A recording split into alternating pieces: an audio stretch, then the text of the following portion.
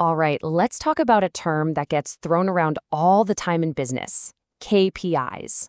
We're going to break it down and show you how to turn this idea from just, busy work into a seriously powerful tool for getting real, actual results. Let's just start with a question that I think probably hits home for a lot of us. Have you ever had one of those days, or maybe one of those weeks, where you look back and think, man, I was so busy, but what did I actually do? Are you just being busy, or are you actually being effective? It's that classic hamster wheel feeling, right? You're running, you're putting in all the effort, but you're not totally sure you're getting anywhere. And that feeling right there is exactly what a key performance indicator, or KPI, is meant to solve. A KPI is designed to cut right through all that noise. It's a very specific, super crucial measurement that tells you, yeah or nay, whether you're hitting your most important goals. So, what is a KPI really? The best way to think about it is as a compass for your goals. If your goal is the destination, that amazing place you want to get to, then the KPI is the needle on that compass. It's the thing that tells you moment to moment if you're actually pointed in the right direction or if you've wandered off course. And this is probably the single most important thing to understand. A good KPI measures outcomes, not just activities. It doesn't care how many hours you worked or how many emails you sent. It cares about the result. So it's not about sending 1,000 emails. It's about how many new clients you signed up because of those emails. See the difference? It's all about the outcome. And you can see they're not a one-trick pony. KPIs are incredibly versatile. At the very top, they're guiding huge strategic decisions for a whole company. For a team, they're tracking performance and helping you figure out what's working efficiently and what's not. And for you as an individual, they make sure the work you're doing is actually connected to the bigger picture, so everyone is pulling in the same direction. Okay, so we get the what and the why, but how do you actually make a good one? How do you build a KPI that's actually powerful? Well, luckily, there's a fantastic little blueprint for that, and it's called the SMART formula. Any really great KPI follows this formula. First, it's got to be specific. No fuzzy goals like get better at sales. It has to be crystal clear.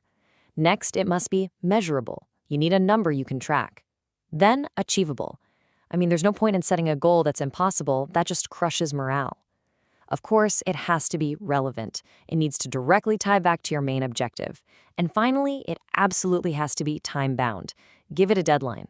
If you're missing even one of these, your KPI just isn't going to have the punch it needs. Theory is one thing, right? But let's go out and see some KPIs in the wild. This is where it gets really interesting, because you see how this exact same framework is used in totally different fields to get amazing results. So it turns out there are kind of different flavors of KPIs. Think of them like different camera lenses. You've got your outcome KPIs. Those measure the final bottom line result, like total revenue. Then you can zoom in with process KPIs, which look at how efficient a specific task is, like how long it takes to build something.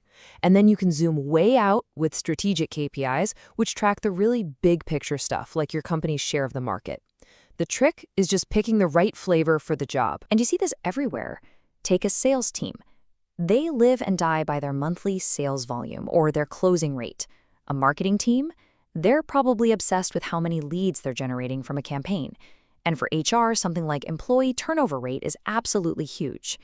You can see how each one is super specific, totally measurable, and perfectly relevant to what that department does. Now, using KPIs is an awesome skill to have, but, and this is a big but, it is shockingly easy to get them wrong. So it's really important to know about the common traps, because a bad KPI can honestly be worse than no KPI at all. Yeah, I really want you to hear this one.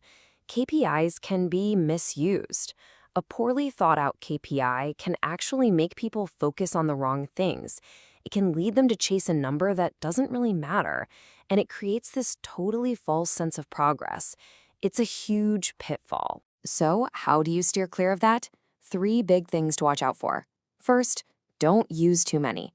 If you have 10 KPIs for one goal, you've got no focus. Just aim for 3 to 5 really solid ones. Second, we've said it before, but it's that important. Measure results, not just activities. And third, Make sure every single person on the team knows what the KPI is, what it means, and how you're tracking it. Communication here is everything.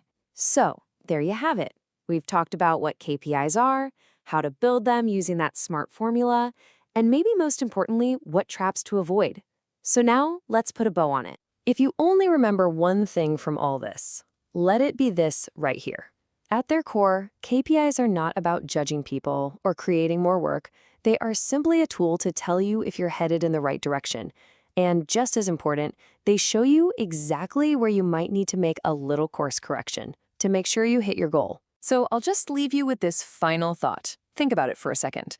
What is the one goal that you have right now in your work or your life that could become clearer, more focused, and way more achievable if you just attached a really good, SMART KPI to it? That's all for this explainer. Thanks for joining me.